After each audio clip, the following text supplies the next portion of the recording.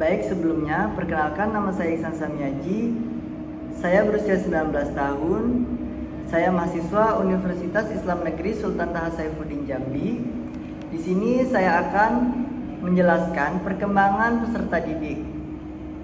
Kemudian, perkembangan peserta didik adalah suatu proses perubahan terhadap sosial individu dalam aspek fisik, kognitif, emosional, moral seiring dengan pertumbuhan usia dan pengalaman belajar mereka. Perkembangan peserta didik bertujuan untuk mengembangkan kemampuan mahasiswa, hakikat pertumbuhan dan perkembangan peserta didik mulai sejak usia dini, sekolah dasar, menengah, dan dewasa.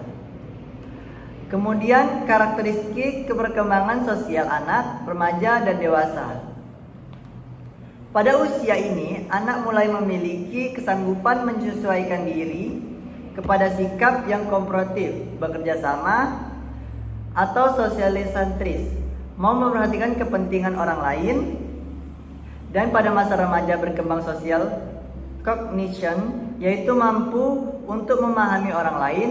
Remaja, orang lain sebagai individu yang unik, baik menyangkut sifat pribadi, minat, nilai, maupun perasaannya. Sedangkan selama masa dewasa, dunia sosial dan personal dari individu menjadi luas dan kompleks dibandingkan dengan masa-masa sebelumnya. Kemudian ada beberapa faktor-faktor yang mempengaruhi perkembangan sosial, yaitu keluarga, kematangan anak, status sosial ekonomi, pendidikan, kapasitas mental, emosional, dan inteligensi. Dan adapun pengaruh perkembangan sosial terhadap tingkah laku.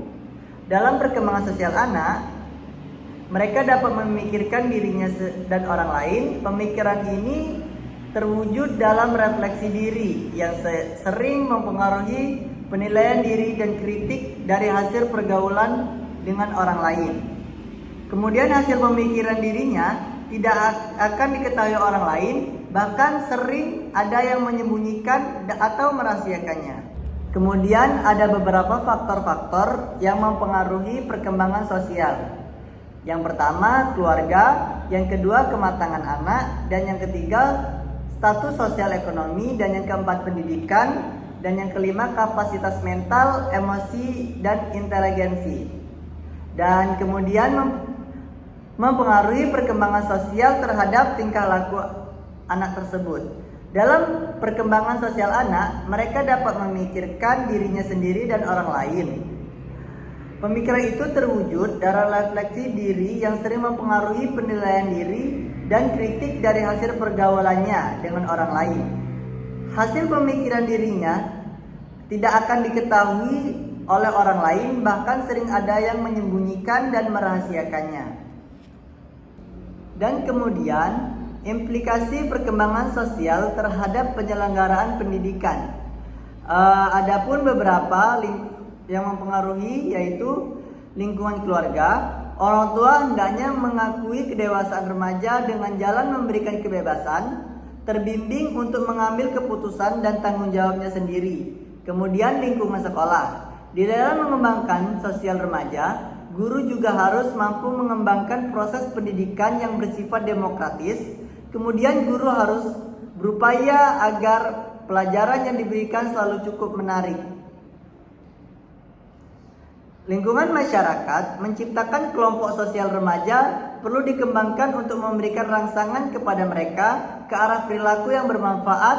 Perlu sering diadakan kegiatan kerja bakti dan lain-lain. Mungkin itu saja beberapa materi yang mengenai tentang perkembangan peserta didik yang bisa saya jabarkan. Lebih dan kurangnya saya mohon maaf. Wabillahi taufik walhidayah. Wassalamualaikum warahmatullahi wabarakatuh.